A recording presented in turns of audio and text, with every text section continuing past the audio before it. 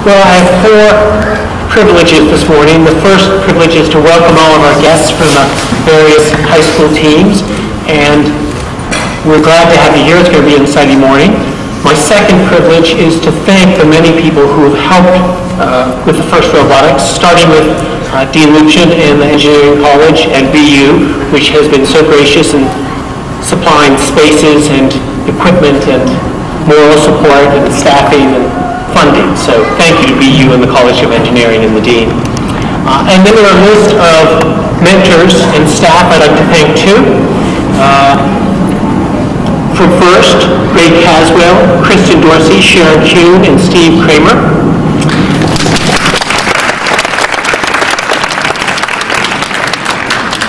The engineers from Lincoln Labs, and we'll be hearing from a Lincoln Lab speaker in a few minutes, so thank you to Lincoln Labs.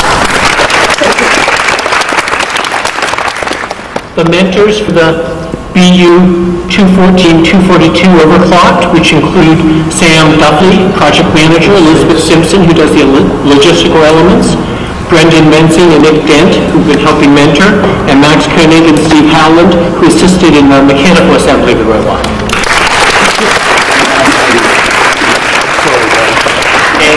Finally, from the BU Academy staff, Paige Brewster for the publications and media, Nye Martin for requisitions, Dave Stone for sharing the gym and helping make reservations, Bill Estelle for AV arrangements, and Jeff Small for financing and playing field carpet, and the faculty and other staff who've been supporting the team. So thank you, the Academy staff. My third privilege is to give out 2 awards this morning. And each of these 2 teams will receive a digital picture frame that they can use to display at the robotics competition, donated by Radio Shack. And the first award goes for the best teamwork, and it goes to Team 2127, the Rising Phoenix from Josiah Quincy Upper School.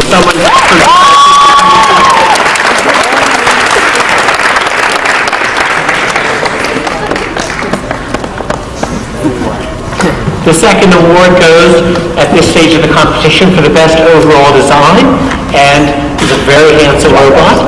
It's gotten a lot of comments, and then it goes to Team 2126, the Determinators from Boston Community Leadership Academy.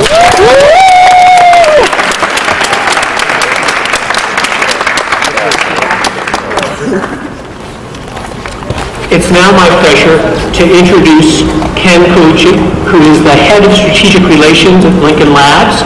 And as I say, Lincoln Labs has brought a team of engineers to help us.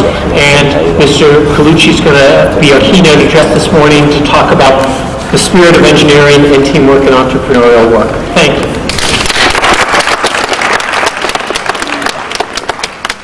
It's really great for me to be here with you folks today. I know you're excited about listening to somebody get a keynote address. I see the excitement on your face. But what I'd like to do is try to add a little bit of perspective about what it is you're about to undertake or you haven't undertaken since you've been involved with FIRST. For many of you, this may be a life-changing experience, and you may not know that for another 10 or 20 years. How many of you have met Dean Kamen? How many of you were able to go to his house for the kickoff session in January? 1 or 2. So Dean Kamen has a 15,000 square foot home.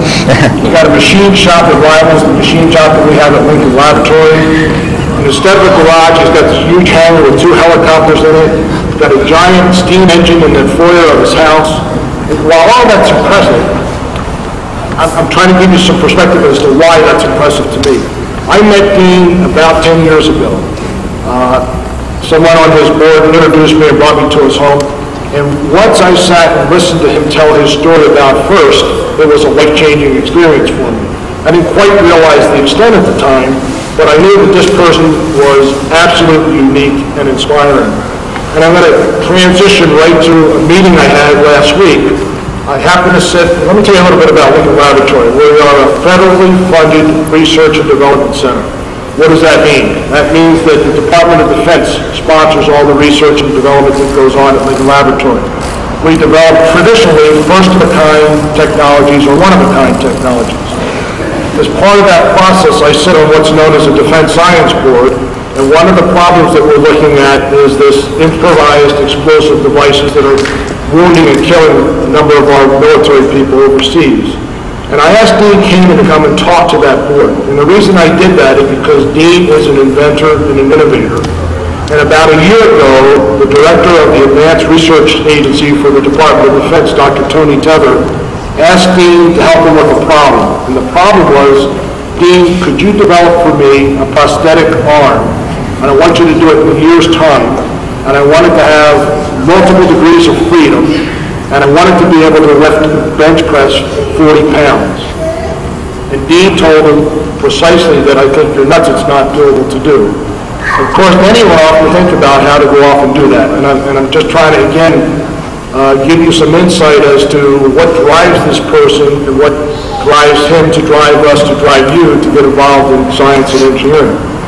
Dean went off and in less than a year's time developed a prosthetic arm device that has 18 degrees of freedom. That means it can move like this, fingers open and close, and the challenge was to be able to pick up a grape and not squish it and actually put it into somebody's mouth and be able to eat the grape. And he showed for us last week some videos of the very first persons that he had, who were individuals who were ex-military folks who had no arms, was able to put this prosthetic device on, and within 4 hours they were able to use this device to do some of the basic maneuvers, and in 8 hours they were able to pick up a glass and actually drink water out of it liquid.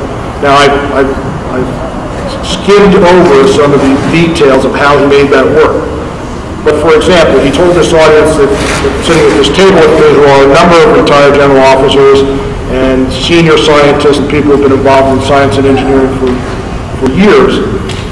When they described to him how they thought this arm would work, it was, we want to connect this arm to the brain to get the electrons and neurons to be able to work this. And that would involve cutting off the top of your skull, putting in some electrodes into the brain, and then putting it back on.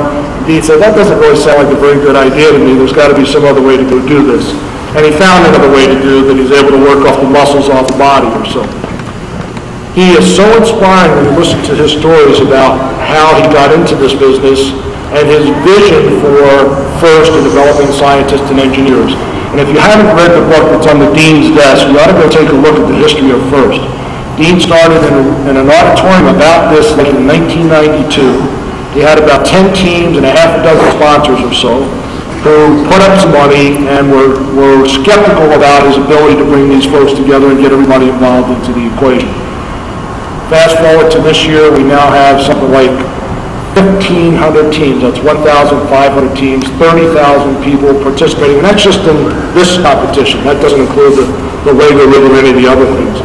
And it's not just from the United States. It's from Israel, Brazil, Canada, the UK, Germany, and a few other countries or so. And what's Dean's vision? He actually had people at this meeting that I was talking about last week in tears, including myself, because he was telling a story about these individuals who, for 12 years, have never been able to feed themselves. And they had this prosthetic arm on. And again, it's just a prototype. And after 8 hours, we're able to pick up a fork and actually feed themselves. And it sort of brings tears to your eyes. And the military guys who've been involved in this before. But his vision at the time, 10 years ago, was that we don't have enough scientists and engineers. And what do we celebrate? We celebrate Manny Ramirez. We celebrate the National Basketball Association, etc. We all sort of aspire to want to do that. But very few people, and I'm talking number-wise, very few people want to be scientists and engineers, and the Nobel Prize folks, you read about them for about an hour on TV, they get a check and go off and do whatever they're going to do, and then we don't sort of keep track of them after that. Dean is just inspiring us all to go do that. I'll tell you that my wife works at Raytheon Corporation, and in the next 3 years, Raytheon needs to hire 40,000 engineers. 40,000. Why? Because everyone's eligible to retire within that next 3-year period or so, and they've got 100,000 employees, and that's just one company.